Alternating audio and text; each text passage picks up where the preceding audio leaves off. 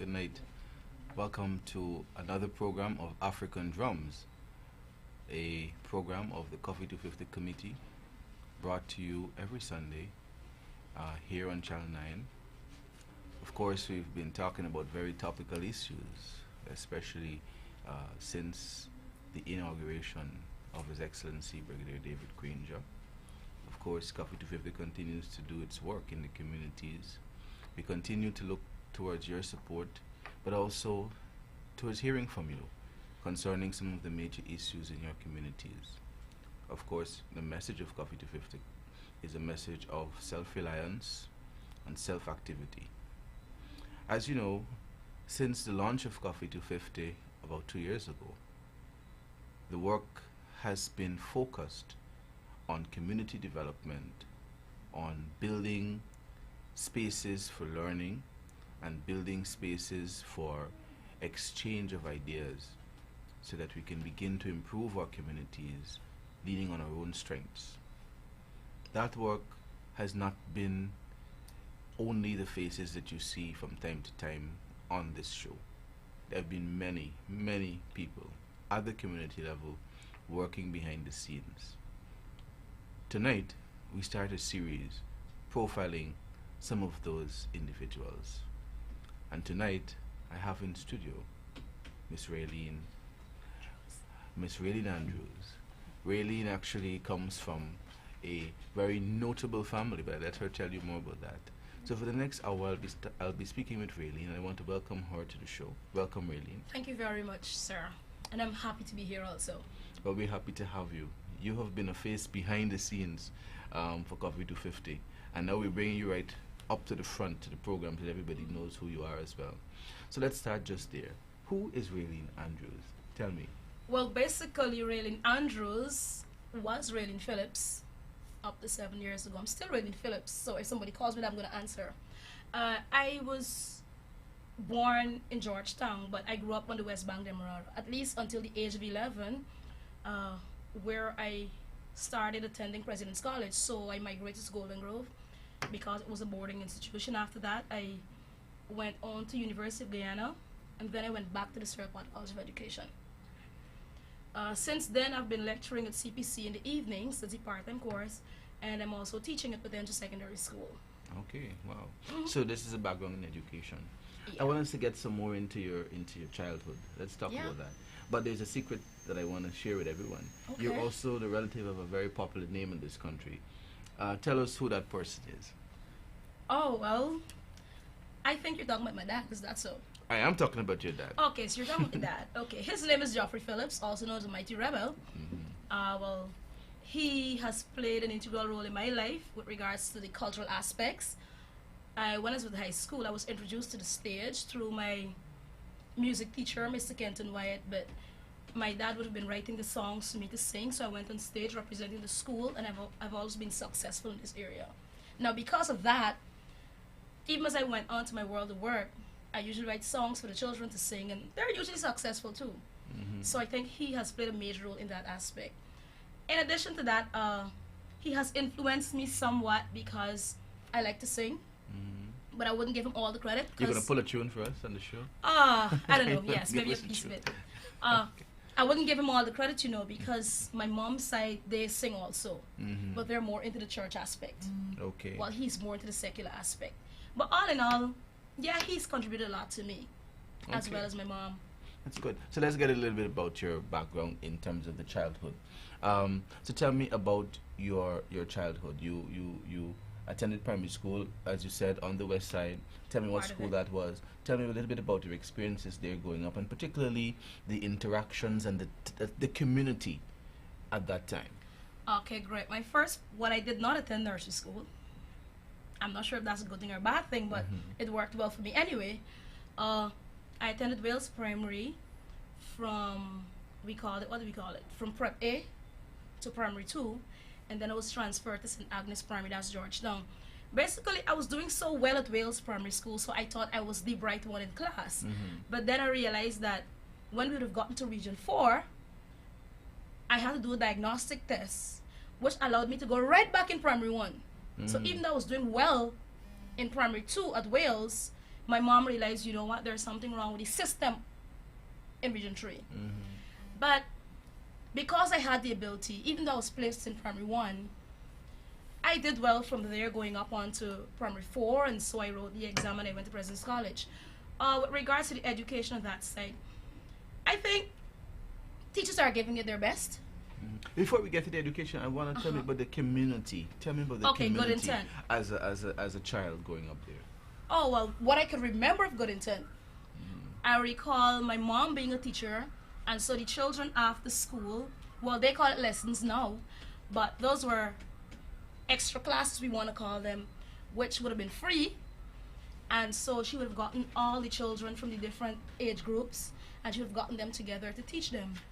I also have to give credit to a woman called Marceline Glasgow. She's now dead, but that was my mom's friend, and she always ensured that myself along with her children were always doing something constructive. I hated going by the house because of that, but it's paid off, right? So in these little groups in my community, as long as there were teachers, they were dedicated to helping children both in school and out of school.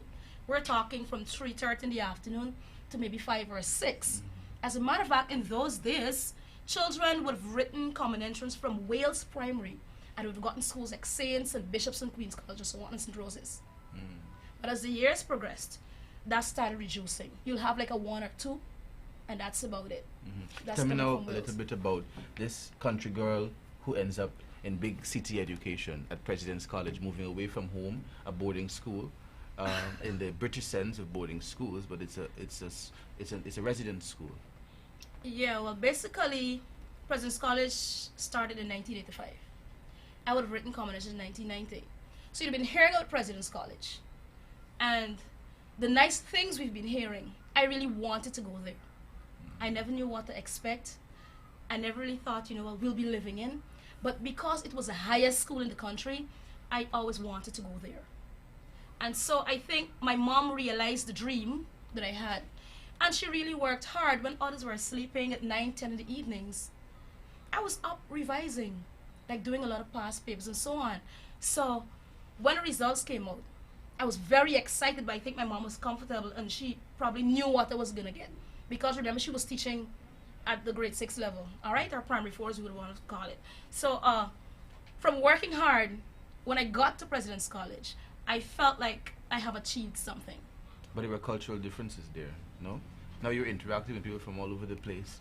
Now you had to start making decisions about who you want to be and about your future and your plans. So tell us a little bit about the influences at that time now in crafting who you are right now. And you'll tell us more later about who you are right now. But tell me, what were the influences, if you can identify a couple? Yeah, well, the good thing about President's College, I'm not sure if they do it now, but from the time you would have gone to the interview, you would have gotten through. The first thing we do in social studies is a history of the school. And they always begin with, it's an institution which was made for people from all walks of life.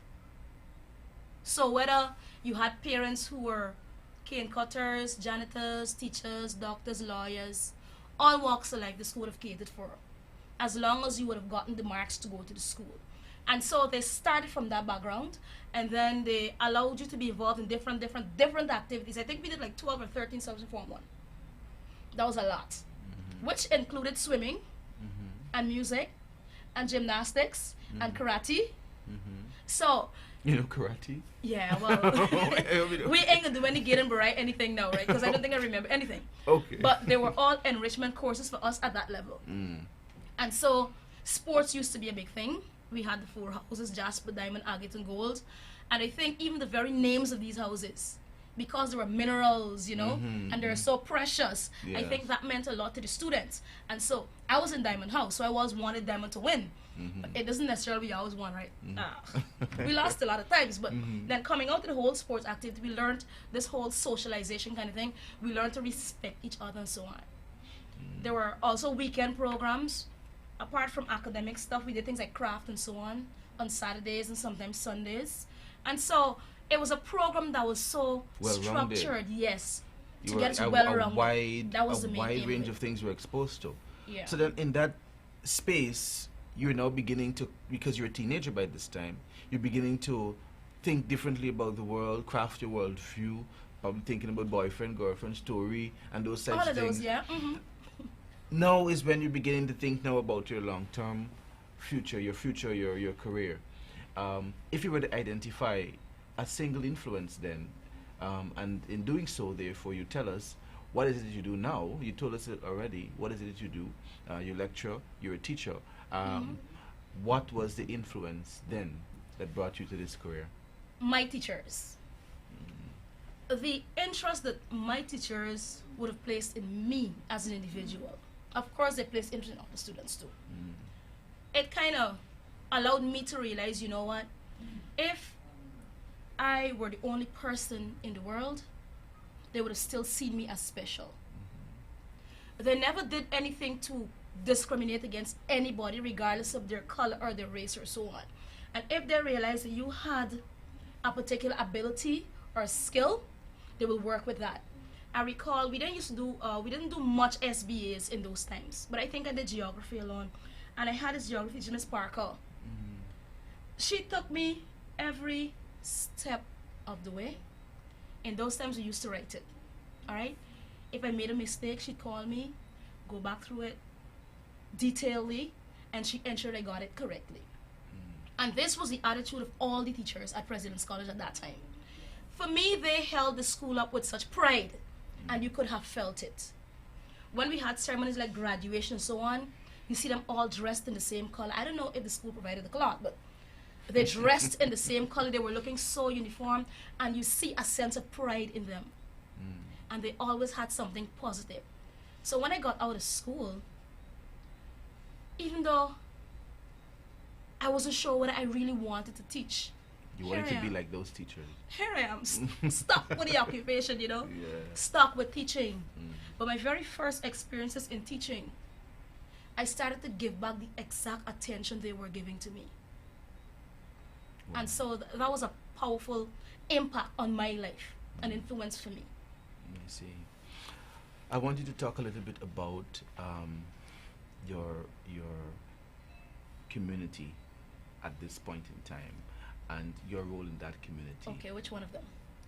The Okay, great. So let me clarify that one. Okay. I live in East Loop Penitence, Mm-hmm. but I spend very few hours at East Loop Penitence because of my job. Mm-hmm. So I'm here, I'm teaching at Potential Secondary School. And then I leave school and I go to college at Freedom Hoop. So I get home after 8:30 in the evenings. So the majority of my daylight is spent on the West Bank. So I think you're talking about good intent. I am. Yes. Well, good intent as it is slowly developing. I don't think education is such a big factor as it used to be, but we're trying to take them back there. And I don't exactly blame them because they've had a lot of negative influences. Don't let's go down to the whole government that we had before. But generally, when it comes to education and so on, as teachers, we have to put so much into it to actually let children know that education is the key to success and not some trickery story that's going to make you successful. Because you know the influences, they always want the easier way out. So we've got a number of students from that same area who attend the school I'm teaching at. So as long as I pinpoint them, I have to ensure I place special emphasis on them and remind them of their roles in society. We've got a few businesses there, but like I said, it's to me it's a quiet village. More has to be done when it comes to community development. I'm also part of Stanley Town's Coffee 252, right? Yes. Oh, yes. I know kind of that. like the Coffee 250 objectives and so on. But I think I've been adopted in Stanley Downs. So whenever there's a cultural program or so, because I like the whole cultural stuff, they'll bring me on board maybe to seek advice, or if we have rehearsals. We had the flag raising ceremony on the 25th. That was very exciting. And we had a lot of persons from the community, but it was just a small group that actually came together and planned the entire thing. So in Stanleytown, I think Stanleytown is a bit more vibrant than Good Nintendo. We've got a lot more influential persons in Stanleytown. Okay. Good Intent is getting there. It is getting there. I'm not gonna give up on Good Intent. It's getting there. We have Miss Johnson, Kamika. She was the person who actually brought Dr. Hinds and Mr. Norton over to start that group. Mm-hmm. So I must commend her for actually bringing it to the fore. And I think that Coffee 250, they're subtly moving into all the villages quietly, like a quiet storm. Mm-hmm. But then as people buy into the idea, we're gonna have a grand explosion sometime in Guyana soon. Trust me. Mm. I don't know if you were following the emancipation camp that Stanley Down had. I was. Exactly. Well, that was fantastic. That was fantastic. And I'm happy the parents actually took the time off to send their children. They learned craft. But apart from this craft stuff, we had Rael Johnson there. You know how Rael could be notorious, but he was actually nice, you know. That's my classmate actually, so I can actually. Yeah, you went to he went school with PCT, Rael. Yeah. Ah, you're from But- that era. That The same Rael era, era. yeah. Rael's era. Oh yeah, so you guys So, did it. Yeah. he came across and he taught the children how to do a short story. And these are small children, you know. Mm-hmm. And he actually got them to write like 1 or 2 paragraphs. And they got up and they read it. And some of them were so nice. And you know, like he gave them the corrections. He actually gave them homework and went back the next day to check it. Then we had Dr. Hinds giving the children some history on Africans. And they were so amazed to know that Africans contributed to such great things in the world. All right, and that kind of get the investments going for them. We had the Mighty Rebel there also. He taught them with calypso, and they actually made a calypso by the end of the camp and so on. And they sang it. So it's like, I think the children are looking forward for that kind of thing this August coming up. This August coming. Yeah. We'll come back more to that though. Yep. We'll come back more to that. I can take a short ad break. And when we come back, we can talk more with Raelene about some of the great work that's been done over on the west side, as they say, the best side. So Yeah. we'll be back in a few minutes. Blackman and Melville, U.S. immigration consultants and attorneys at law, licensed to practice in both state and federal courts in the United States. If you have been denied your immigrant visa or are seeking to prevent deportation, assistance is here. Blackman and Melville handles all immigration matters that you may need. We handle appeals, motions, visa applications, green cards, and deportation cases. In Guyana, you can give us a call at our office at 227-8269. Our office is located at 34th Street, Kingston, Georgetown. In New York and Georgia, you can call us at our main number at 718-576-1646 or visit our office at 11 Broadway, Suite 615, New York, New York, 10004. You can visit our website at www.bmlawonline.com. All right, we're back. Thank you. We're talking here. If you're just joining us, this is Coffee 250. This is Coffee 250's magazine program, African Drums. If you're just joining us, we're talking here with Miss Raelene Andrews Phillips, or Phillips Andrews, and she is one of the forces behind some of the great work that Coffee 250 has been doing. So we've been talking here with Raelene. Raelene was talking with us about her background, first of all, in the community of Good Intent, where she lived. She grew up, she went to Wills Primary School and so on, and then for the President's College. But she was also talking to us about some of the work that's being done right now in the community, and particularly some Coffee 250 projects that were done last year and to be repeated this year. Raelene, one of the things that has been a big issue, we remember, on the west side has been this issue of farming and young people in farming, and how you get young people involved in, cultivating the food that they eat. What are some of the things that you think could be done, and what has been done so far in relation to that? Well, basically, we've had a few meetings which address the issue of self-sufficiency. That's where Aubrey Norton came across, and also Dr. Hinds. And I think Nigakwee's his name, Dr. Nigakwe, right? Let me get it right. Yeah. Yes. Well, that's those Nigakwe. important people were there. It's okay. Incidentally, the meetings are held by my dad's residence. Mm-hmm. And it attracts a large number of persons. And so they were going through ways and means in which we can be self-sufficient. For me, that project has not totally gotten on stream as we want to see it, but persons are actually buying into the idea. But I know the disgusting Mark Jacobs. You know him, right? Oh, that's a PC student too. He's a lot into his farm. Mark, what did you say? Calling disgusting, but I know exactly what you mean. Exactly what I'm talking about. Yes. Mark is Yeah. the Well, guy. he's been doing a lot of farming, Yes.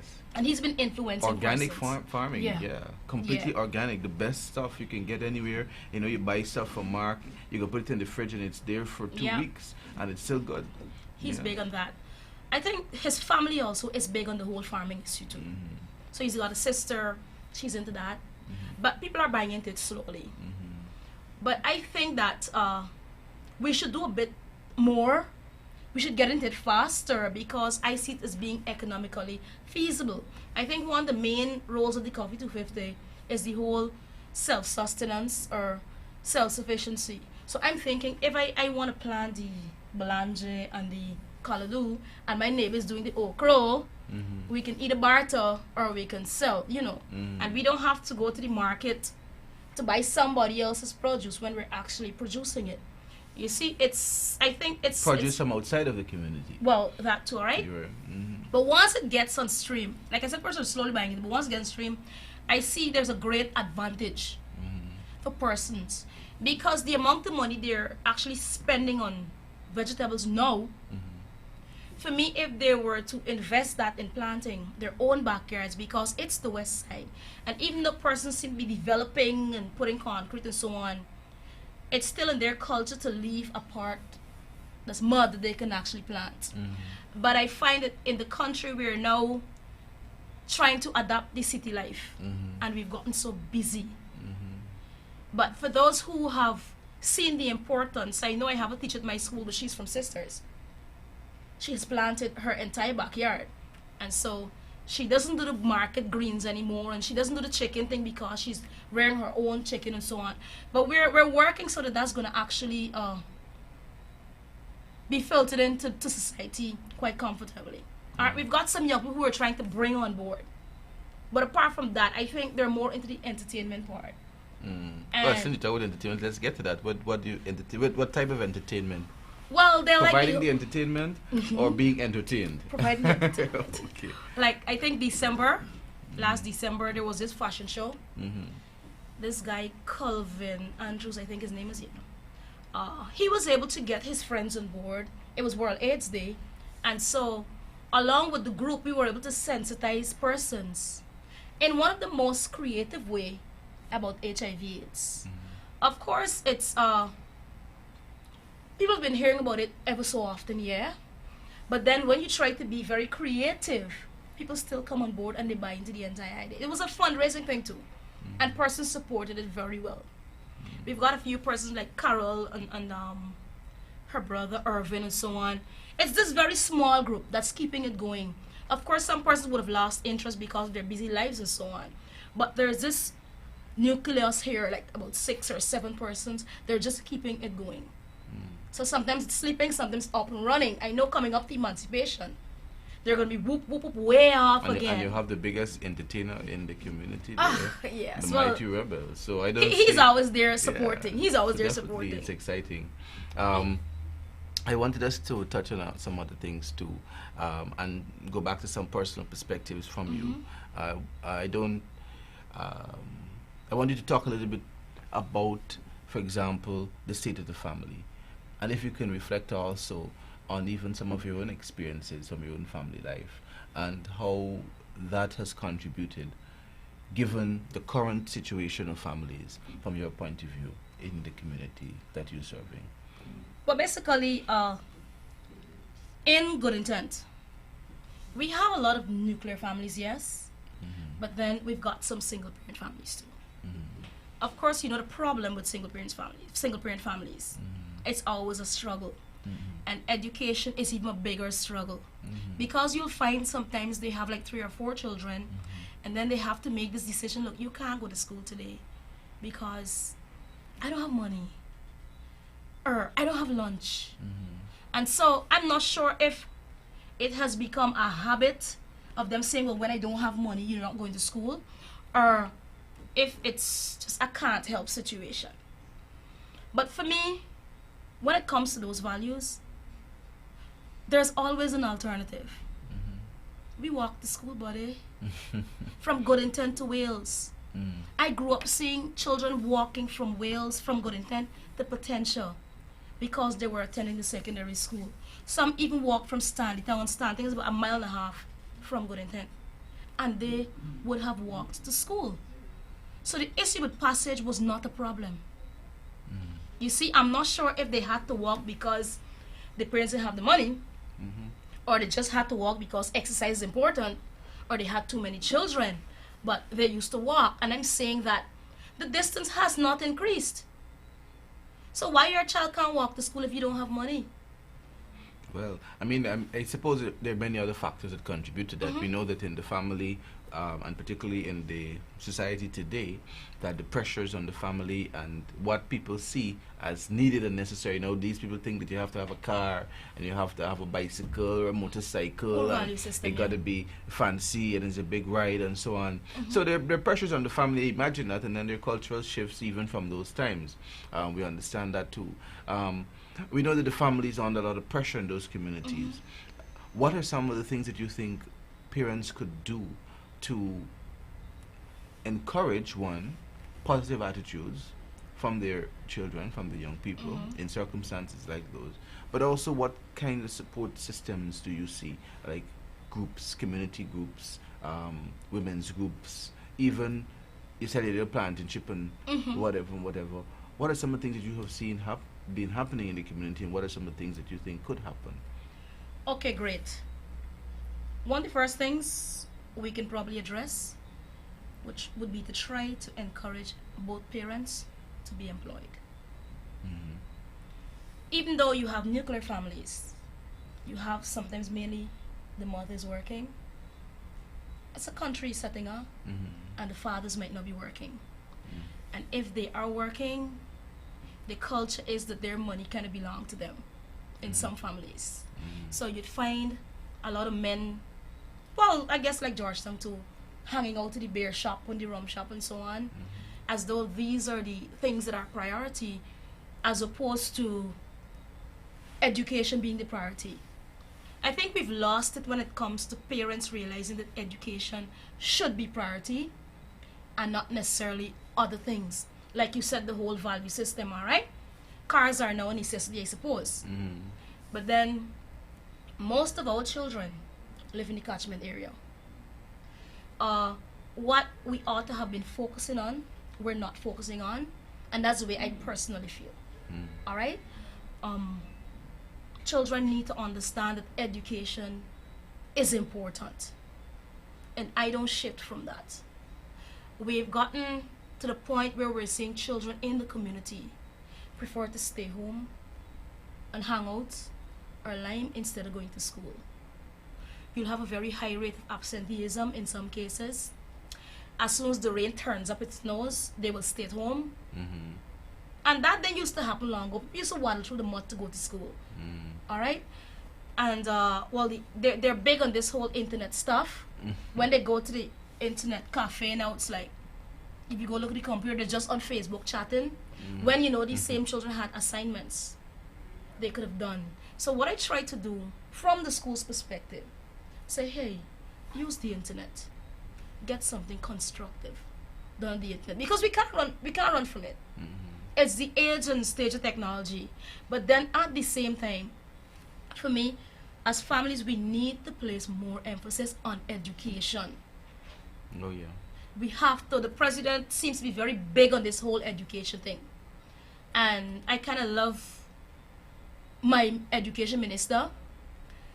He's already set Our the trap. education minister. My.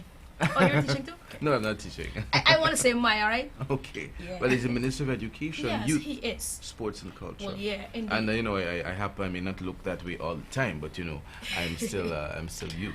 But he set the track record.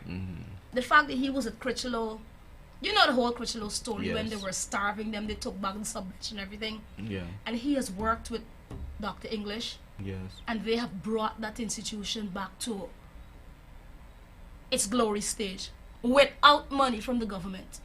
And The then government. Well, yeah, I know that, the then government. Now we can But put the money if there. they could have done that, just using their brains, I think Aubrey Norton was around there too. If they could have done that just using their brains, tell me what he can do now with positive support behind him. Okay. And I'm waiting. Within the next year or two, the education system will just be booming positively. Oh, yeah. I know it for a fact. Well, we have to work towards that.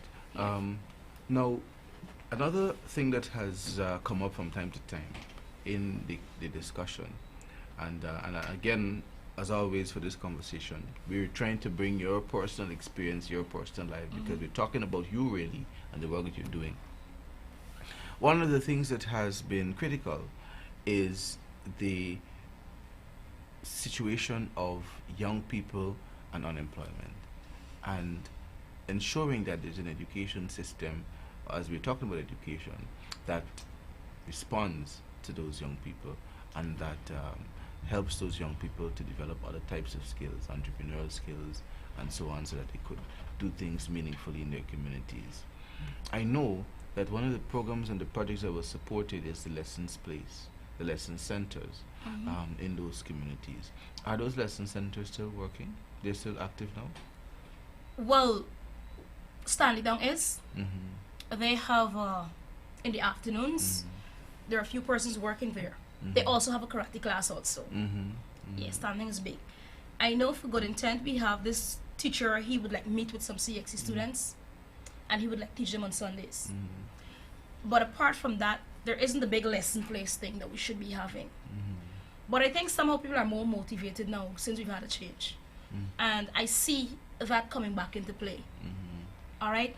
My mom has been doing her a little bit because she was teaching grade 6. So if she had like a family member or friends who had children writing the exam, she would like tell them to come on Sundays and she would like teach them. All right? So at these lesson places, you had recreation, some karate, you had lessons. That's a Stanley Town, yes. That's Stanley Town. Good Intent, it's just the teaching. It's just the teaching? Yeah. Okay, okay. The teaching. That's good. And you had entrepreneurial skills training as well? Well, I think so. I wasn't a part of that. But I think there was one. I'm not sure. Right? But I think we have need for more of those. I know we had it in writing. We've planned to do that. Right. And it's something that's going to be ongoing. Basically, I like the whole entrepreneurial skills kind of thing. But you spoke about the education system. The way I'm seeing it, it has to be twofold. Twofold in that for the children who would have already left school and the children who are left with the effects of the automatic promotion kind of thing, who would have been messed up, I think we need a program to address those. Okay. Because you notice that we have been celebrating the top 10 and the top 15%. Well, and sometimes the top 1%. Yeah. Those who get 20 passes and 19 and 18. Which I and then don't everybody else agree is with, at the so. tail end of that. You Yeah. know, getting But 5 and stuff like that. exactly, and you don't hear anything about those About those, persons. But then remember, these are the persons we were expecting to build our economy. So we just can't leave them hanging. All right? I think the No Child Left Behind thing was just a bad move, a horrible move, a stink one, because I'm at the CSEC level. And now teachers teaching at the CSEC level are expected to work a miracle for those children to pass when they were just being sent through the system. And for some of them, they have not even been making an effort because they knew that whether they failed or passed, they were going to be promoted. And so I think we have to do something to rearrange that kind of value system and that kind of mindset. Those are those that we've already messed up. No, I see hope for those who are in grade 1. So we have 2, 3, 4, 5, 6 to worry about. I'm hoping that with the policies implemented by the new minister and team, we can address those children and do something positive for them. So, one thing I want the minister to do, if nothing else, Your minister. Yeah, the education minister, culture, the sports. Yeah, one thing I would like him to do with his team is to reinforce this whole promotion issue. The children must know that they have to study to pass my test to be placed in another class. I accept the argument that they are late developers. But you and I know if the foundation is not set, what are they going to develop on? I've seen children now at other schools who are in grade 10 who don't know to read. What can they develop on? Is it fair for them to know to start going to a literacy class at the age of 16? So when are we going to work with them so they can be good citizens in the world of work? Oh, yeah. You see? And so that's a burning issue in my mind. So what I do in my corner, I try to tell the children here, whether you're going to be put over or not, you please make sure you pass. Oh yeah. Because remember, passing comes with you studying. And it's also it's about validation. It's about feeling that, hey, I did this for myself, you know, and that is very, very important. You know, Raelene, we've been talking with you about you, right? So we've talked about your childhood, your early education. We've talked about your work extensively. The entire segment there, we looked a lot at your family, not your family, sorry. We looked at your work in the community. But what we have not talked about much is your family. And I want to give you some time to talk about your family, but we're going to do that after a short ad break in the last segment of the program. So we're going to take a short break, and when we come back, we're going to be talking with Raelene, and we're going to be focusing now that we know more about Raelene, we know about her work, and we're going to talk more about her family and about her dreams, her aspirations, personal life, and what she sees in the future for herself. So we're going to be talking with Raelene some more. So wait. Don't go nowhere. We're coming back. Blackman and Melville, U.S. immigration consultants and attorneys at law, licensed to practice in both state and federal courts in the United States. If you have been denied your immigrant visa or are seeking to prevent deportation, assistance is here. Blackman and Melville handles all immigration matters that you may need. We handle appeals, motions, visa applications, green cards, and deportation cases. In Guyana, you can give us a call at our office at 227-8269. Our office is located at 34th Street, Kingston, Georgetown. In New York and Georgia, you can call us at our main number at 718-576-1646 or visit our office at 11 Broadway, Suite 615, New York, 10004. You can visit our website at www.bmlawonline.com. Hi, thank you. We're back. If you're just joining us, once again, this is the African Drums program, the magazine of the Coffee 250 Committee. Coffee 250, of course, features its work through this program, and the work of Coffee 250, I think by now, if you're a regular viewer, you know it very well. It's about self-activity, it's about community mobilization, it's about ensuring that our communities are resilient and are reactivated. It's about empowerment. Of course, we've been profiling for this evening, since we started the program, people who have been working behind the scenes. This is part of a series. And tonight we've been profiling Miss Raelene Andrews, Miss Raelene Phillips Andrews. And I say the Phillips because some people might know the Phillips name more, because she is a relative of the Mighty Rebel, and everybody knows the Mighty Rebel. So we've been talking with Raelene about some of the work she's been doing in her community. We've talked about her life, we've talked about her education. What we want to focus on now, we're going back towards the end of the program now, we're going back to talking about Raelene and her personal life, about her family, and we're going to talk a little bit now about her views and aspirations for the future. So Raelene, tell me, first of all, tell me about your family. Okay, so my family comprises two persons. That's my immediate family, myself and my husband. His name is Ian Andrews, the president of the United Minibus Association. He's also counselor at Main City Council, Georgetown. And so the two of us, I think we're quite a couple. He's all into basketball, trade unionism, helping to keep the city clean, ensuring that minibus drivers and conductors are represented properly.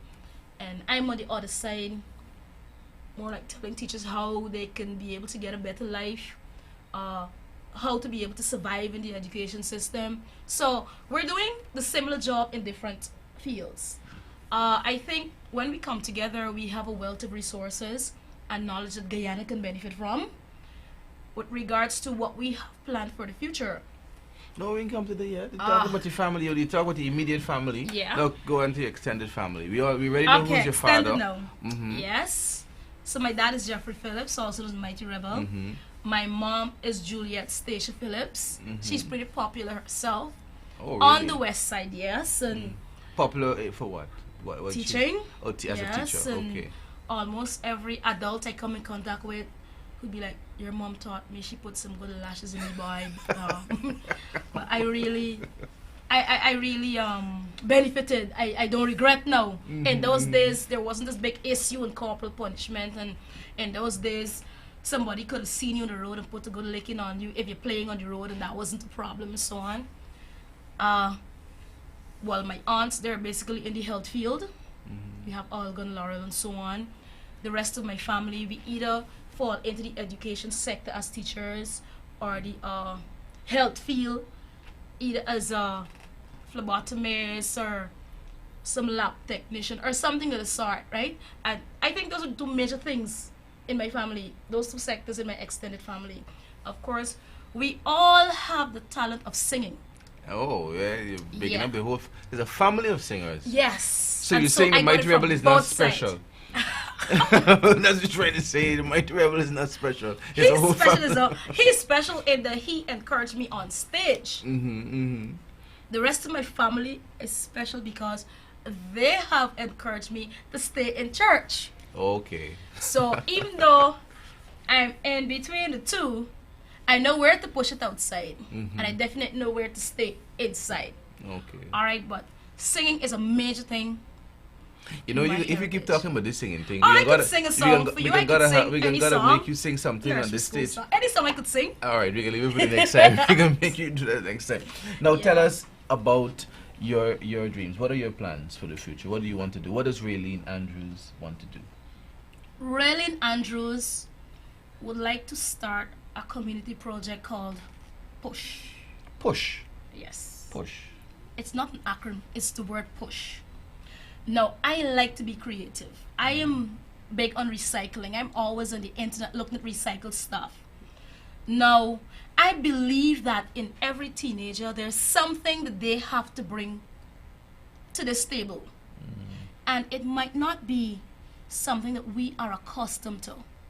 It might very well be something that when we see them do it, it's something we can run with. So I like the challenge. I'll call a group of youths, give them some random ingredients, and tell them to make up a recipe. Okay. And the ingredients must not be related. So they can't go back and say we could do like a fried rice and a chow mein kind of thing. You just give them random ingredients, and as long as when they come up with the finished product, it makes sense, we can run with something like that. And push. Yeah, it's push. You're trying to push the young people to get to the point whereby we can become so innovative. Because we've got so many monotonous jobs in Guyana, man. You know, and then we have these, I like to call them the internet junkies or the internet Turks. Well, I can tell you that the coalition won because we had some internet Turks. I'm not asking you, and I didn't go down to the campaign center, but they've done a lot of work on social media. And I'm quite sure that some of them did not go to university Guyana to get this whole degree masters in technology. But it's from them basically learning and titivating and so on. So it's like, if I provide this whole network for them, regardless in which area, all right, we can push them to achieve the best. We can push them to achieve dreams that they ever thought of. All right, I want to encourage them to think big. So for me, sometime in a year's time, I have to get on board with PUSH. And I plan to start with only 10 people. 10. PUSH, whether it's in the arts or in the kitchen or wherever. But just push. And as they come up with things that are so nice that we can accept, we're going to indeed push them out in society and have them actually sell the idea to companies that have the money. They can actually bring them on board. Because that's how America and China and so have developed. That's so true. And I actually like the idea. I think it's very, very... I think you should definitely pursue it. Push. You know, online there's a site called GoFundMe. Projects like this, you know, write it up and you put it online and you estimate how much you will need to start it up at least to get the first 10 as you said. And people in the same community can begin to put some money. In fact, that is the principle of Coffee 250. The community funds almost everything that Coffee 250 does. Coffee 250 doesn't get any external grant. Yeah. Everything comes from members. It comes from voluntary contributions, some people who've seen the good work. It comes from small fundraising things. You put your money in, you make some cakes and so on, and you sell it. So I think it's an excellent thing, and I definitely would look forward in Yeah, 1 year. push. In 1 year, you're going to be on this Push. program. I'm going to say, Push. how many young people get pushed? Exactly. And it's Right. push. They got pushed. Push. They gotta go bigger and better than they actually think they can. They can be. I want to talk now a little bit about women. All right. I love And I want to, you, and you know, here you are, obviously, a strong woman, a dedicated woman, a woman who is of influence because you have influence in your community, you influence in the school, you influence in the organizations that you're involved in. So therefore, you're probably also a very busy woman, you know. So Very. at the same time, we see a society where there is so much affecting women. Gender equality, or rather inequality, that sometimes disempowerment of women through what we see in the television, the sexualization of women, especially Afrocentric women, African women, Afro-Guyanese women. We see, you know, the parties, the how in the music women are described, you know, the battering of women. Oh my God! In the newspapers, when you read the papers, almost it's just crazy. It's almost epidemic. Every time a woman is beaten, murdered, husband kills himself and kills wife. This, as a woman, what do you think are some of the greatest issues facing women right now in this country, and what would you say are some of the opportunities that women themselves have to address those issues? Okay, first of all, I think women need to understand that they can be easily empowered. There are different groups out there that provide for women empowerment. But I think we sometimes get lazy on it, and we sometimes just accept what is coming our way, and we don't even realize how important it is to not accept what's coming our way. Of course, women have to put up with the whole stereotyping of men, you know, men are supposed to be like this and all that, and women should not. And I would like to call that crap. Sorry, I mean, you're a man, right? But I like to call that crap.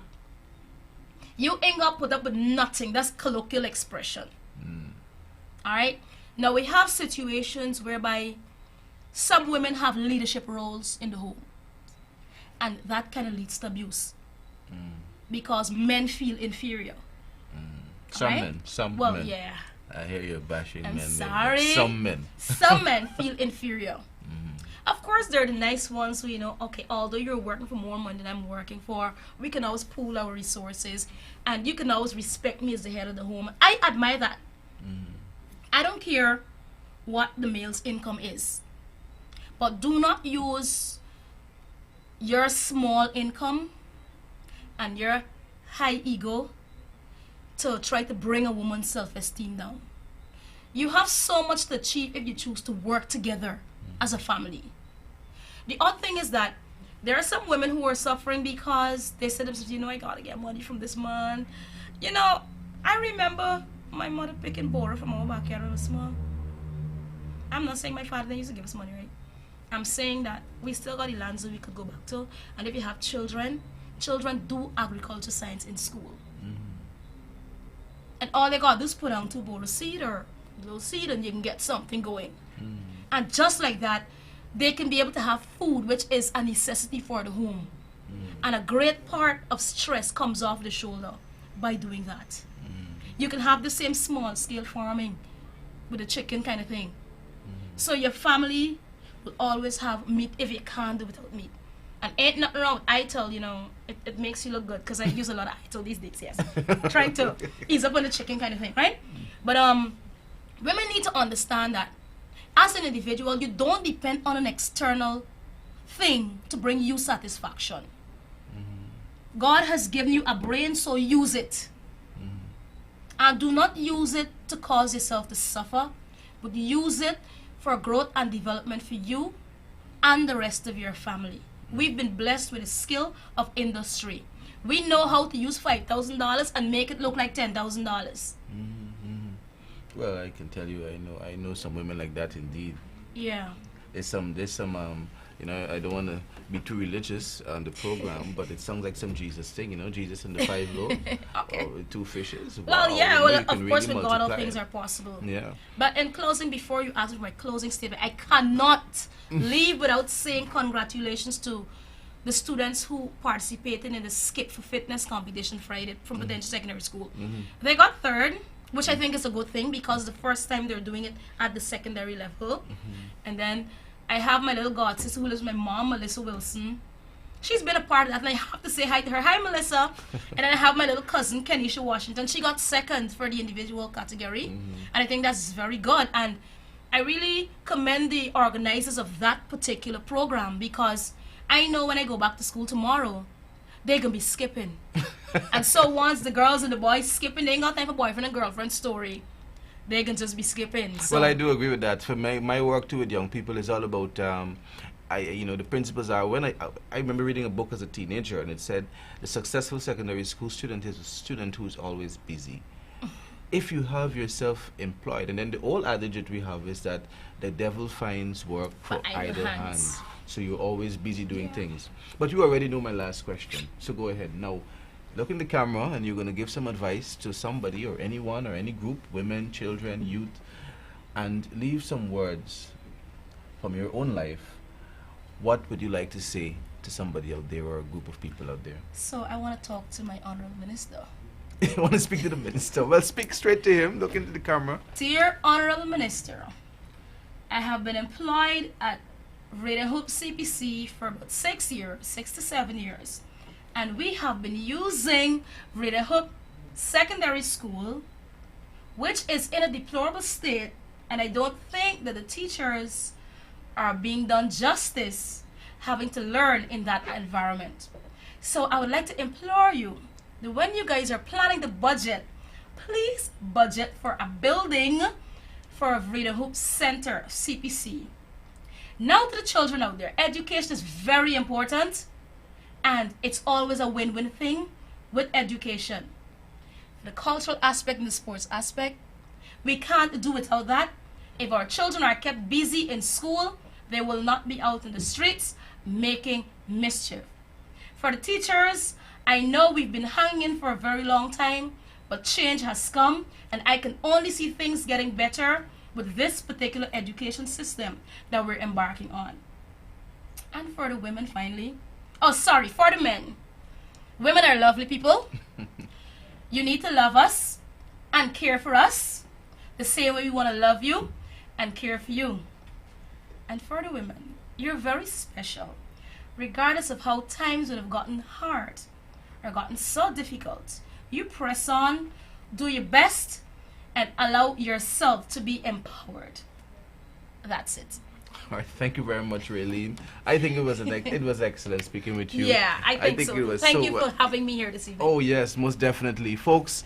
This is Miss Raelene Phillips Andrews, daughter of the mighty rebel, but a woman in her own right, an organizer, community organizer. Although living here in Georgetown and East Veld, as you heard from her, she really spends much of her time on the west side, and according to the people from the west side, it's the best side. The best side. And she's been doing a lot of work in Golden 10th, in Stanleytown, teaching at the Potential Secondary School and at the CPCE Center of Raelene Hoop. She's made an appeal here to the minister, so I'm not going to repeat, but I hope that the minister is listening. But definitely, I think that this has been fantastic work that Ms. Andrews has been doing, Mrs. Andrews. So we want to congratulate her on that work. Coffee 250, of course, I know, acknowledges this work. And this has been the backbone on which all of the work of Coffee 250 has been built. The Coffee 250 committee would like to, of course, let you know that the annual State of the Black African Community Guyana Conference will be taking place, of course, again this year. I think the date is set for August 9th, and you're going to get more information about it. Keep tuned into the show, but of course, you can check with the office here by calling Channel 9. You can get some more information about the State of the Black African Community Conference that takes place. This has been African Drums, the magazine of the Coffee 250 Committee. We want to thank you for joining us tonight. We want to thank you for tuning in and, of course, continuing to view this program. We want to thank, of course, our guest. She's been excellent, and I hope that you learned much from her as I did. Thank you very much. This has been African Drums. Have a good night, and we'll see you next week. Blackman and Melville, U.S. immigration consultants and attorneys at law, licensed to practice in both state and federal courts in the United States. If you have been denied your immigrant visa or are seeking to prevent deportation, assistance is here. Blackman and Melville handles all immigration matters that you may need. We handle appeals, motions, visa applications, green cards, and deportation cases. In Guyana, you can give us a call at our office at 227-8269. Our office is located at 34th Street, Kingston, Georgetown. In New York and Georgia, you can call us at our main number at 718-576-1646 or visit our office at 11 Broadway, Suite 615, New York, New York, 10004. You can visit our website at www.bmlawonline.com.